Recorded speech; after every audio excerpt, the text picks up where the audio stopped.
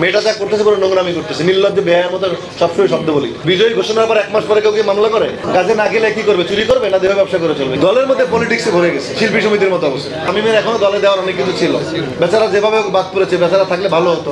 অনেক টাকা খরচ করে মরিয়া হয়ে যায় তো, 2বারে তো একবারও পাস করেনি। এই জন্য চেয়ারটা গতবার মামলা করে জোর করে এটা বসে জোর করে চালাইছে। এবারও যদি সেই সুযোগ হয়, এটা ক্ষমতার মোহ আছে না, লোভ আছে না। এখন তো কয়েকদিনে তো নো এয়ার আছে, কোথাও কোনো নামই নাই, আছে কোথাও তো নাম নাই। তো এইটা চেয়ারটা আঁকড়ে ধরে নিজেকে আলোচনায় রাখার চেষ্টা। তাহলে একটা মানুষ মালা দিয়ে ফুল দিয়ে বিজয়ী ঘোষণার পর 1 মাস পরে কেউ কি মামলা করে? এটা জায়েদ খান ছিল, মনে করছে অনেক কিছু, এটা দিয়ে অনেক কিছু হয়, এটা দিয়ে নাম আলোচনায় থাকা যায়, এটা মনে করে। এটা নোংরামি।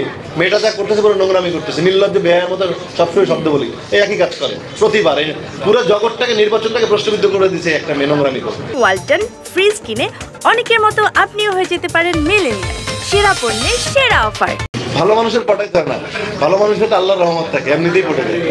শাহরিয়ার নাজিমের উত্তর তো দিয়ে দিয়েছি, সবাই দেখছো। পৃথিবীতে যত অবিবাহিত মেয়ে সবাই তোমাদের ভাই, এরা তো কাজ করতে চায়, তোমরা তো কাজে নেও না।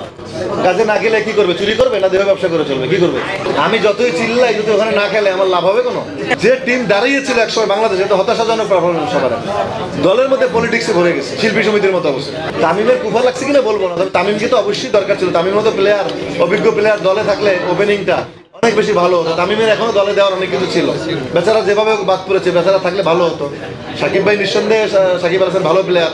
আশা করি, বিশ্বাস নিয়ে তো বাংলাদেশ বাঁচি আমরা বিশ্বাসের জাতি, আশার জাতি। আমরা মনে করি কালকের ম্যাচটা ঘুরে দাঁড়াবে। কালকের ম্যাচের উপর ডিপেন্ড করবে বাংলাদেশ সামনে কি করবে না করবে। সব মন্তব্য কালকের ম্যাচের পরে করবো, but hope for the best. বিশ্বাস করি ডিগবাজির মতো দিয়ে, ডিগবাজি দিয়ে ঘুরে দাঁড়ায় যাবে। কাজ করতে হবে তো, একটা মানুষ অনেক কষ্ট করে ক্যারিয়ার এত দূরে এসছে। তোমরা কোনো মানুষ জায়গায় দেখলে বলবা যে দেহ ব্যবসা করে চলে, কোনো ছেলেকে বলবা যে রাস্তায় চুরি করে, অবৈধভাবে ইনকাম করে, এখান থেকে তোদেরকে বাঁচাও। অ্যাটলিস্ট পার্লার দিয়ে, কেউ রেস্টুরেন্ট দিয়ে নিজে বেঁচে থাকার চেষ্টা তো করছে, নিজে কর্ম করছে। আর কি করবে? কাজ এখন সীমিত হয়ে গেছে, সবাই এখন সিনেমার সংখ্যা কম, সিনেমা হল ভেঙে ফেলতেছে। তো অভিনেত্রীরা কি করবে? একটা কিছু তো করতে হবে। একসময় যেখানে রেগুলার টাকা আসতো, সেখানে তাদের রেগুলার টাকা আসে না। সবাই বিজনেস দিয়ে, দোকান দিয়ে, নাইটিগুলো থেকে কাজ করতেছে। আমার ভালো লাগে যারা কাজের মধ্যে আছে, অ্যাটলিস্ট একটা ব্যবসা করতেছে। আমারও তো একদিন মনে হয় যে একটা দোকান বা একটা কিছু একটা দিয়ে একটা রেগুলার ব্যবসার ব্যবস্থা থাকলে একটা মানুষের লাইফটা সিকিউর থাকে। শেষ বয়সে সরকারের কাছে হাত পাততে হয় না, মানুষের কাছে হাত পাততে হয় না। যেখানে তুমি সেখানে আমি আমার জীবন তুমি